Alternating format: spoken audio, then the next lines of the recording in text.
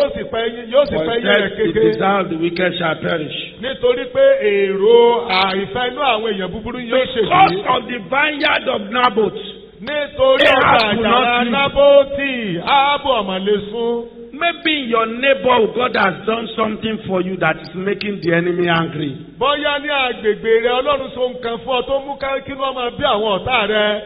As the Lord liveth, what God has done for you will be permanent. Bí Ọlọ́run ti wà láàyò tó Your Ọlọ́run joy will not be turned to sorrow. Ayọ̀ In yóò the ní bí name of ìbànújẹ́ Jesus. lórúkọ Jésù. There was one sister that I know one time. Arábìnrin kan wà. I was telling her, I said, look, give your life to Jesus, get serious with God. Mo sọ fún pé fàyè rẹ fún Jésù kò súnmọ́ Ọlọ́run. At a particular time, they promoted her in her place of work. Ní àkókò kan wọ́n kẹnu sí i níbi iṣẹ́ wọn. And she came to Lagos for a marriage. Ó sì wá sílùú Èkó fún ìgbéyàwó. And as I was in Lagos, I was also in Lagos, my mind was deeply troubled. Èmi náà wà lẹ́kọ̀ọ́ ńgbà yẹn bí mo ṣe rí ọkàn mi dààmú. Because I sensed that something is about to happen to her.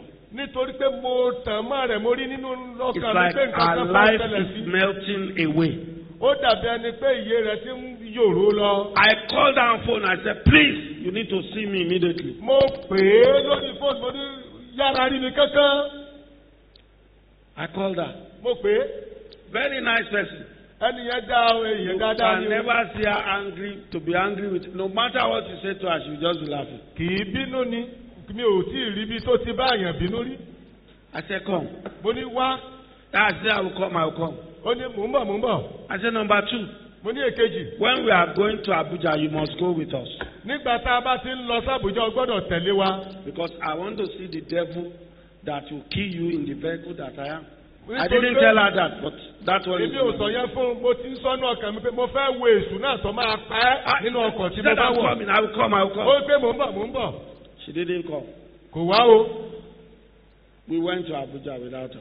A lọ sábùjá kò bá wa lọ. Between Lagos and Ibadan, Láàárín Èkó àti Ìbàdàn. the car somersaulted. Mọ́tò rẹ̀ gbókìtì. She was the only one that died. Ó nìkan ṣoṣo ló kú nú ọkọ̀ náà. That Monday, she has been promoted already in her workplace. That Monday, she's to resume the office for that promoted office. Wọ́n ti gbé e ga níbi iṣẹ́ rẹ̀ ọjọ́ ajé yẹn lọ yọ owó They sẹ́kẹ̀lì saw what she had Ó rí ohun tó ní. and they terminated her life before her glory. Wọ́n rí ohun tó ní wọ́n sì fòpin sẹ́mi rẹ̀. Every power that is waiting for you at the edge of glory to terminate your life, that power is destroyed tonight in the name of Jesus. Gbogbo agbára tó bá ń dúró ní ìkórìtà ògo bí ọ láti fòpin sẹ́mi rẹ̀ á fòpin sí wọn lálẹ́ yìí. Gbogbo agbára tó ní ọjọ́ ayọ̀ àwọn ọmọ ẹlòmíì ló máa gbà ṣe. Mo fi àwọn agbára náà bú báyìí ní orúkọ Jésù Kristi. I reprove all those forces that say that others will replace you at the time of the joy of your children. Agbára tó ní o máa jìyà lásán lórí àwọn ọmọ ẹni òní láyọ̀ lórí wọn. Mo fi agbára ẹ̀ bú báyìí lórúkọ Jésù Kristi. That power that says you should be travailing in vain over your children, I You will not reprove them labor in in Jesus' vain. name. In the mighty name of Kí Jesus. Olúwa wà pẹ̀lú lórúkọ There's a Jésù. song that we used to sing. Orin kan wà tá a máa ń kọ. Very popular song. Let's sing it together. Orin yẹn gbajúgbajà ẹjẹ́ àkọ́kọ́. Ṣílẹ̀kùn ayọ̀ mi. Bàbá Ṣílẹ̀kùn ayọ̀ mi. ìbànújẹ́ o. Jẹ́ kó jìnnà sílé mi. Wá mú inú mi dùn. Bàbá onílé ayọ̀. Ọ̀rọ̀ ayọ̀ mi. Máa jẹ́ kó pa mí lẹ́kùn. One more time. Ṣílẹ̀kùn ayọ̀ mi. Bàbá ṣílẹ̀kùn ayọ̀ mi. Ìbànújẹ́ jìnnà. Ìbànújẹ́ o. Jẹ́ kó jìnnà sílé mi. Wá múnú mi dùn. Wá múnú mi dùn. Bàbá onílé ayọ̀. Ọ̀rọ̀ ayọ̀ mi. Máa jẹ́ kó pa mí lẹ́kùn. That will be your portion in the name of Jesus. Ìyẹn ni ó jẹ́ ìpín rẹ lórúkọ Your Jésù. source of joy shall not become a source of sorrow. Orísun ayọ̀ rẹ ò ní Your lórí source of comfort shall not become a source of Orísun pain. ìtùnú rẹ ò ní lórí In the mighty name of Jesus. Kọ́lá Jésù Kristi. Another thing that can cause a lack of peace Ohun mìíràn tó lè ṣokùnfà is ìyà what láàbíà. you have lost. Ohun lóhun tó ti pàdánù. What you have lost. Ohun tó ti sọnù. When a person is being demoted instead of being promoted, he will lack peace. Bí ẹ bá ń ran nìkan sílẹ̀ dípò kó gbéga kò ní When lálàáfíà. a person lost what constitutes joy in his life, he will not have peace. Bí ẹnìkan bá sọ orísun ayọ̀ nínú ayé rẹ̀ kò ní lálàáfíà. David came home. Dávidi padà They wálé. have carted away the wife and everything. Wọ́n ti kó àwọn aya àti gbogbo tó ní lọ. They wanted to stone him. Wọ́n fẹ́ sọ lókùtà pa. Some of you, when problem happen, you are looking for people around you to blame. Ẹ̀yin kan nígbà ṣòro bá dé ẹ máa wá àwọn tó yín ká láti. They may not be the source of your problem. Àwọn lè má jẹ orísun ìṣòro You want rẹ̀. to stone David. Wọ́n fẹ́ sọ Dávidi lókùtà. But David went to the source of peace.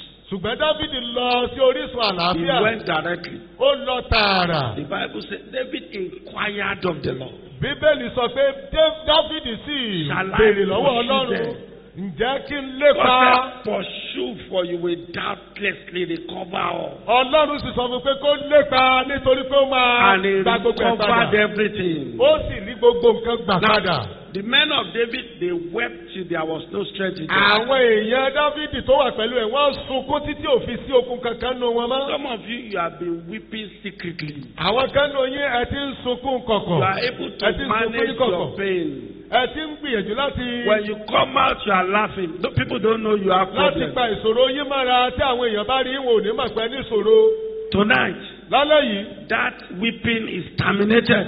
òpin ti dé bá ẹkún yín. Internal and external weeping Ẹkún àsúnú àti ẹkún is àsúnjáde. terminated in the name of A Jesus. kò pín sí lálẹ́ lórúkọ Jésù. God shall wipe away every tear. Ọlọ́run yóò nu gbogbo omijé Your nù. tears are wiped away. Àti nu omijé rẹ Your nù. tears are wiped away. Àti nu gbogbo omijé rẹ Your nù. tears are wiped Àti nu away. gbogbo omijé rẹ In nù. the mighty name of Ní Jesus. orúkọ ńlá Jésù. Another thing is a loss of ability. Nǹkan mìíràn ni ìpàdánù What agbára. you can do before, Ohun tó lè ṣe tẹ́lẹ̀, you are not able to do them o ò again. lè ṣe mọ́ báyìí. You that you are feeding others, now you are being fed. Ìwọ tó ti ń bọ̀ èèyàn tẹ́lẹ̀ wá You dẹni lose your àmọ́. peace. Ó lè sọ You àlàáfíà lose rẹ your nù. peace. Ó ti sàlàáfíà You rẹ nù. lose your peace. Ó ti sàlàáfíà rẹ nù. As the Lord liveth, Bí Ọlọ́run ti ń bẹ your lọ́wọ́ yìí. wasted years are recovered. Gbogbo ọdún tó ti sòfò Your ló ń wasted years tẹ̀sán. are recovered. Gbogbo ọdún tó fi Your sòfò ló ń wasted years tẹ̀sán. are recovered. Gbogbo ọdún tó fi sòfò In the name of Jesus. Ní orúkọ Jésù Kristi. Maybe you are here tonight. Ó yóò wà mí lálẹ́ yìí. You know, as I was preparing and I got to this place, God just told me something. Bí mo ti ń múra ìwàásù ìsílẹ̀ Ọlọ́run sọ nǹkan kan fún mi. So I tell them, be careful. Those who want to say amen to this prayer should be careful. Ó pé ẹ̀yin tẹ́ ẹ máa ṣe àmì sádùá eléyìí ẹ ṣọ́ra o. Because even if you are old and past, you have entered into your menopause already, something will happen. Pé ẹ̀yin tẹ́ ẹ ti dàgbà kódà ẹ ti fọ̀jà kọ́ nǹkan kan máa ṣẹlẹ̀. So be careful. Nítorí ẹ ṣọ́ra. It's only those that are in that category should say amen. Àwọn tẹ́lẹ̀ ìbákan ní kọ́ sàmì àdúrà You yìí have o. entered into the stage of secondary infertility. Ẹ ti wọ ìpele àìrọ́mọ bíi ti ìgbà kejì. Maybe you just give birth to one child and from that time, bam, Ẹ bímọ kan ẹ wá ní ìdádúró. and you are, or maybe you've given birth, you've not given birth at all. Tàbó ò tiẹ̀ tí ìrọ́mọ bí rárá. Only those categories. Please, even if you are 70 years and you go to bed, you will give birth because God doesn't lie. Ẹgbẹ́ àwọn tó kàn yẹn ni kó sàmì o, kódà bó ti pé ọmọ àádọ́rin ọdún tó o bá lọ orí ibùsùn lọ, ó bímọ o. By the grace of God, I support my father, Pastor Elijah Oludele Abino. I command everyone that says amen to this prayer that is infertile, receive your baby in the name of Jesus. Every dead womb, that same voice that calls Lazarus out from the tomb calls you out now. Come alive in the name of Jesus. Every man that is here suffering from low sperm count, every man that is here that is no longer having an erection, I command the fire of the Holy Ghost to go into your body now. And I command everything that is missing in your body to be restored. In the mighty name of Jesus. Thank you, Father. You will testify. Ẹ ó jẹ́rìí. In Jesus' name. Ní orúkọ Jésù. If you have lost financial ability, Bí o bá ti pàdánù agbára nípa ti owó, you used to make money before. o máa ń pawó wọlé tẹ́lẹ̀. Now it's a problem. Ṣùgbọ́n ní ìsìn ó ti dìṣòro. Angels of the Lord restored it to you now. Áńgẹ́lì Ọlọ́run ó dá padà fún ọ báyìí. Some things were taken from you in the dream. A gba àwọn nǹkan kan mọ́ ọ lọ́wọ́ lójú àlá. Angels restored it back to you now. Áńgẹ́lì Ọlọ́run ó dá padà fún ọ báyìí. In the mighty name of Ní Jesus. orúkọ ńlá Jésù Kristi. Some things were taken from you physically. A gba nǹkan kan mọ́ ọ lọ́wọ́ nípa tara. Angels restore it to you now. Àwọn áńgẹ́lì Ọlọ́run ó dá padà fún ọ báyìí. Some of you will see people, they will rush.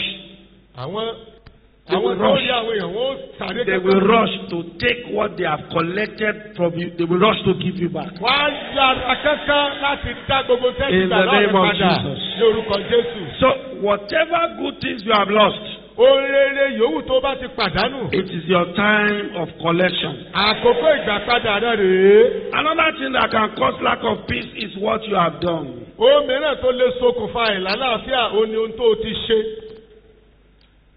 Maybe you have done some mistake. Bóyá o ti ṣe àwọn àṣìṣe kan. You have made bad choices, bad decisions. O ti ṣe àṣìyàn tàbí ìpinnu àṣìṣe kan. Guilt and condemnation now comes into your heart.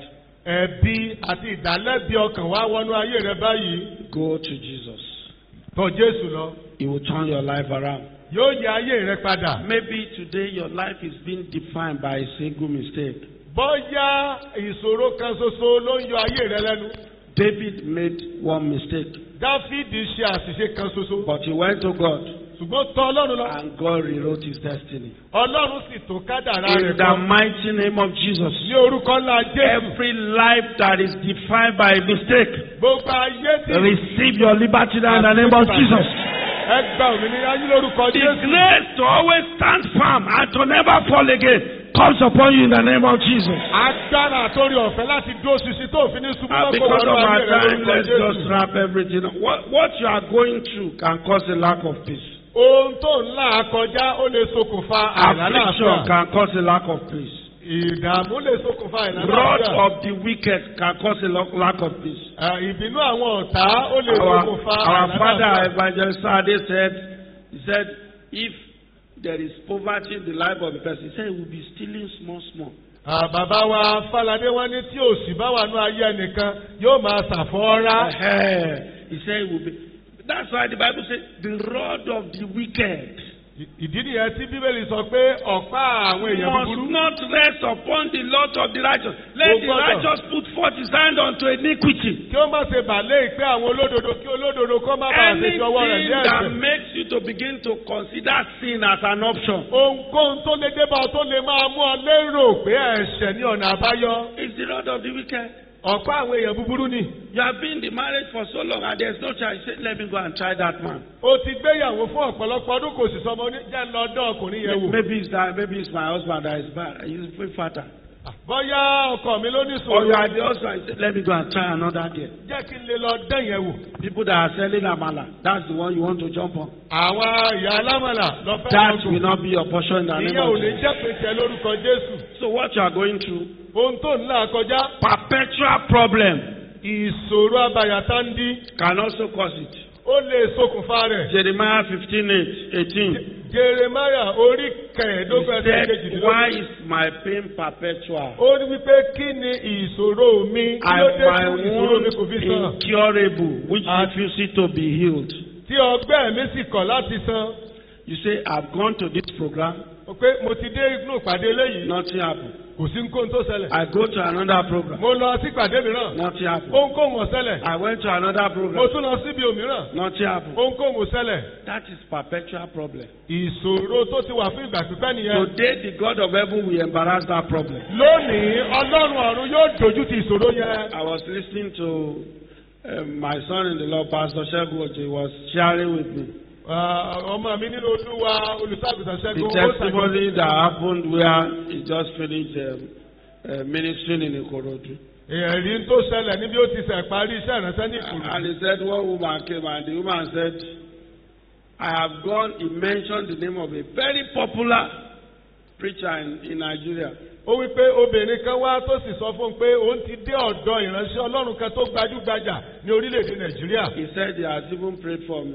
Ó wí pé nìyẹn ó tiẹ̀ ti gbàdúrà fóun. He said no show. Ó wí pé nǹkan kan ò ṣẹlẹ̀.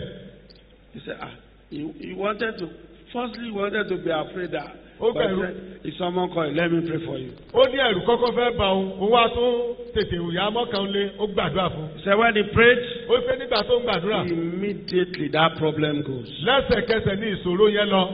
No matter where you have gone to, Ibi yòówù tó ti lè lọ, don't be discouraged. má ṣe jẹ́ kó Tonight, it's because of you that we have this title, peace. Torí ìtìẹ gangan la fi ní àkọ́rí That yìí tó gbé àlàáfíà. perpetual problem Ìṣòro tó ti wà fún ìgbà pípẹ́ will yẹn end tonight in the name of Jesus. yóò dópin lálẹ́ yìí lórúkọ Jésù. You know why? Ǹjẹ́ ó mọ̀dí? You have already prophesied. Nítorí pé o ti sọ àsọtẹ́lẹ̀ rẹ̀. That song you sang Orin tó kọ yẹn, is today you will go.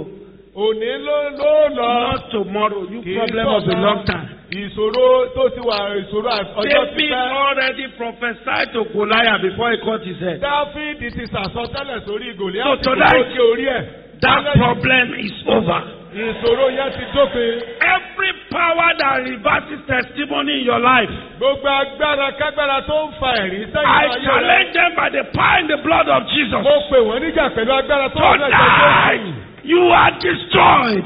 Lálẹ́ yìí, apá ọ̀run. Tonight, you are destroyed. Lálẹ́ yìí, apá ọ̀run. Tonight, you are destroyed. Lálẹ́ yìí, apá ọ̀run. In the mighty name of Ní Jesus. orúkọ náà Jésù Kristì. Another thing is bondage. Òmíràn ní ìgbèkùn. It's a state of satanic slavery. Ìgbèkùn Sàtánì. Some people are free but not free. Àwọn mìíràn olómìnira ní ẹ̀ ṣùgbọ́n wọn ò lómìnira. The prison that the enemy puts on people is more than kirikiri. Ẹgbẹ́ ẹ̀wọ̀n tàbí inú túbú tí Èṣù ti àwọn ẹlòmíràn sí, ó ga ju kirikiri lọ. With demonic contagions. Ó jẹ́ ibi ìhámọ́ gádígádí ti àwọn ẹ̀mí òkùnkùn. And yet they are walking free. Síbẹ̀ wọ́n sì ń rìn kiri. If you tell them, come and accept Jesus, they say, na me owe my life, na me get it. You are in prison. Tí a bá ní wá ṣẹlẹ̀ adé èmi mọ́ láyé mi, inú ẹ̀wọ̀n lọ wá. I went to see one man in the hospital. Mo lọ wọ ọkùnrin kan, mo lọ bẹ̀ wò ní As I got ìwòsàn. there, my eyes just opened. I saw the man in chains. Ojú mi kàn sí ni mo rí ọkùnrin yẹn wà nínú sẹ́kẹ́sẹ́kẹ́. I know it is over. Mo sọ pé ó ti dópin I nìyẹn. look at the way I can assist him. I say, maybe I can do this, that. As I got to the car, something just so he said, if you go and assist this man, he will die, and they will say, it's on your neck, he died. Ẹnìkan ní kí n ràn lọ́mọ bí mo ṣe dénú mọ́tò. Bẹ́ẹ̀ ni ẹ̀mí ẹni tó bá ran ọkùnrin lọ tó bá kú, wọ́n á lọ́rùn rẹ̀ ọwọ́ ẹ̀ ló kú sí o. Immediately, Lẹ́sẹ̀kẹsẹ̀, I left the place. mo kú mbẹ́. Because they are not ready for solution. The contagions that are there, they are also the one taking care of the bank. Àwọn ẹ̀mí òkùnkùn tó wà ń bẹ̀. No, they are physical. These are human beings. Àwọn èèyàn nípa tara lélẹ́yìn. Yes, they are the spiritual contagions. They are there. Àwọn ní ikọ̀ tó jẹ́ pé wọ́n jẹ́ mójútó And they are the ìgbèkùn ones rẹ̀. taking care of the man even in the hospital. Àwọn náà ló sì ń tọ́jú ẹ̀ nílé ìwòsàn. The originator of the problems. Àwọn ni wọ́n ṣokùnfà ìṣòro ẹ̀ o. They are there. Àwọn náà ló tún bú àbẹ̀ tẹ́lẹ̀ gbà. God will deliver you from secret enemies. Ọlọ́run ó gbà kó lọ́wọ́ àwọn ọ̀tá ìkọ̀kọ̀. Yokes and burdens. Àjàgà àti ìdè. That's why we have the anointing. Ìdí nìyẹn tá a fi ní ìfòròyàn. Some people are carrying invisible load on their head. Àwọn ẹlòmíràn ń ru ẹrù tá a ò lè fojú rí kiri lórí wọn. If somebody is carrying this on his head, how far can he move? Bí ẹnìkan bá ń gbé àga wàásù ìkiri lórí, báwo ló ṣe fẹ́ yára rìn tó? He will just be doing like this. Ṣé ni wọ́n máa ṣe báyìí? So some people are stagnated in life because of the spiritual load they are carrying. A ti dá àwọn ẹlòmíràn dúró sójú kan nínú ayé wọn nítorí ẹrù tẹ́rù lórí. But he said, Ṣùgbọ́n wípé it shall come to pass yóò sì ṣe in that day. ní ọjọ́ náà. And tonight is that day. Lánàá ìsìn ní ọjọ́ náà o. That the burden shall be lifted off your shoulder. Tí a ó gbé ẹrù rẹ̀ kúrò ní èjìká rẹ̀. And the yoke shall be destroyed because of the anointing. A ó sì bá àjàgà náà jẹ́ By nítorí the collective ìfòròyàn. anointing of the men of God in the house tonight. Pẹ̀lú àgbájọpọ̀ I ìfòròyàn àwọn decree that ìrẹsì tó wà every ní. yoke in your life is broken in the name of Jesus. Gbogbo ìdí ayé rẹ̀ ni a já lórúkọ In Jésù the Kristi. mighty name of Jesus. Ní orúkọ Jésù Kristi. It is so. Ó ti rí bẹ́ẹ̀. It cannot be otherwise.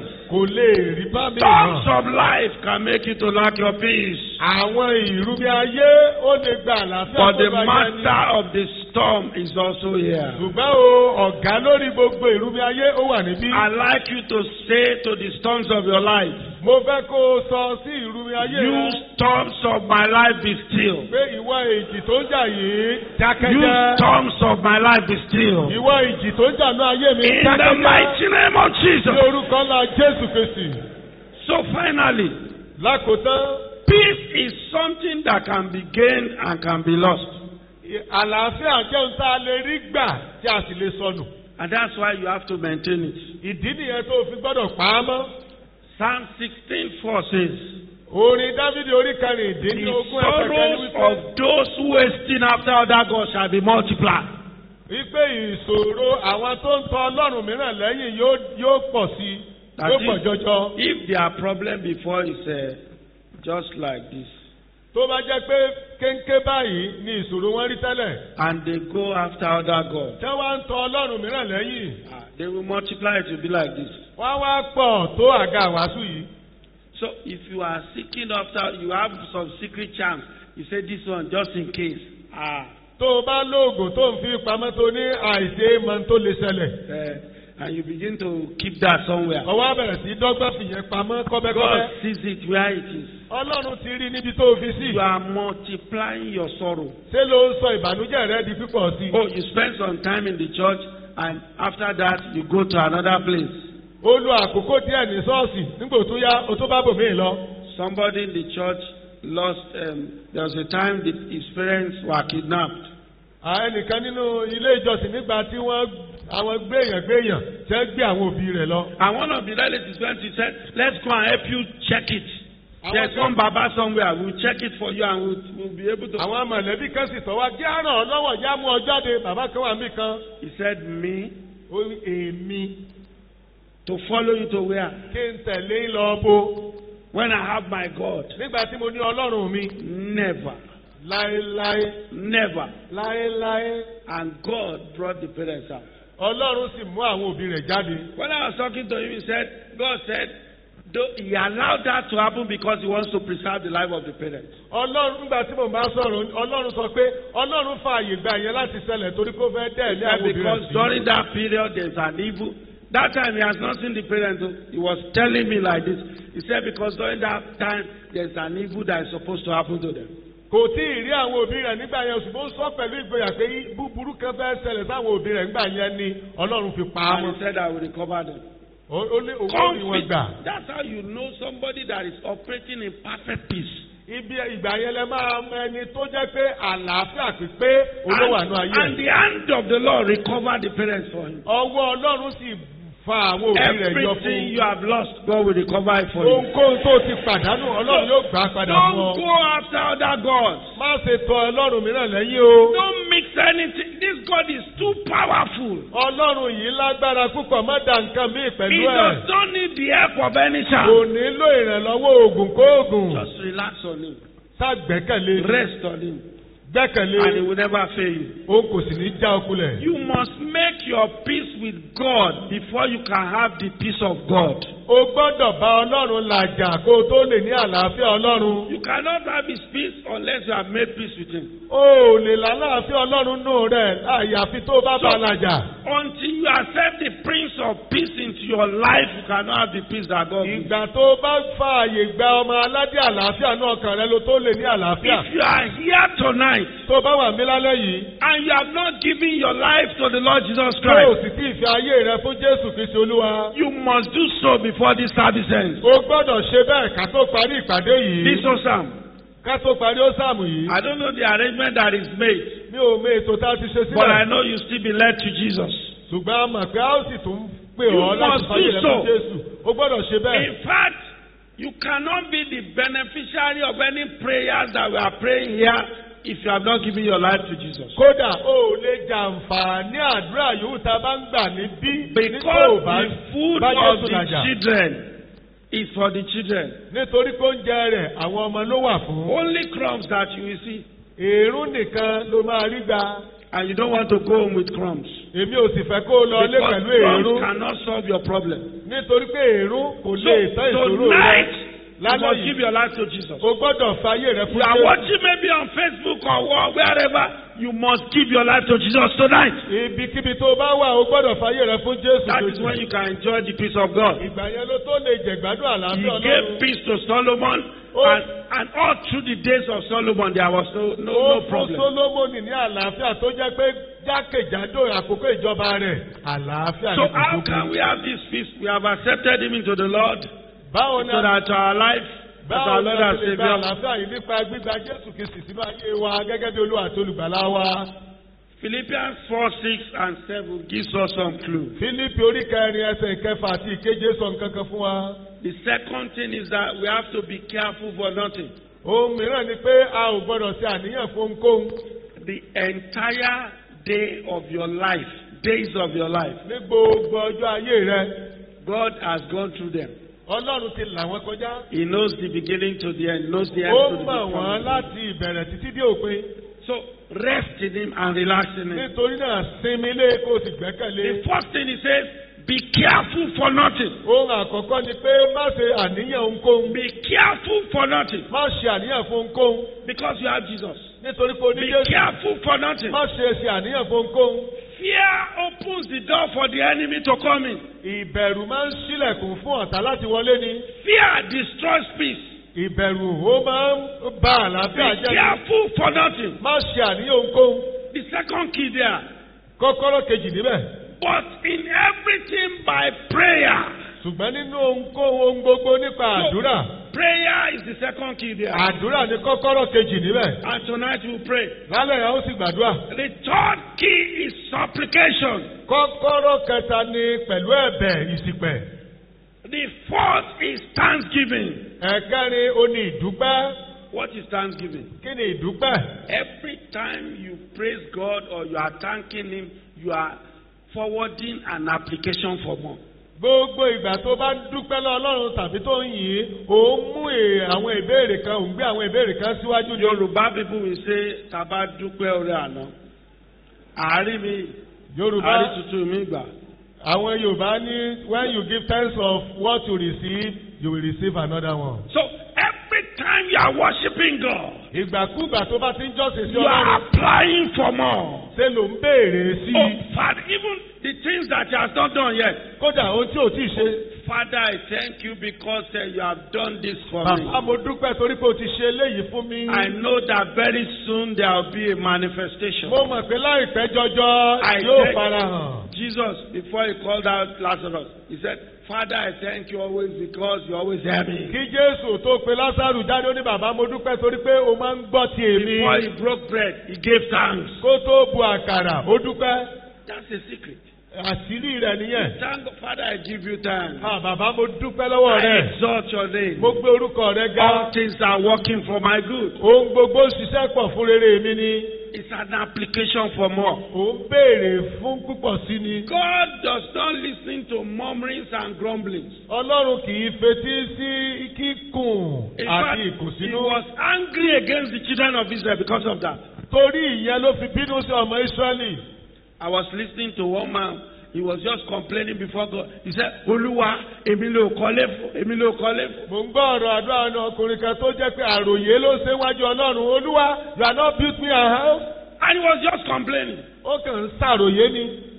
It's as if I should go and meet him and say, Sir, Ó wá dàbẹ̀ kékeré lọ bá kí pé ọ̀gá. you are alive.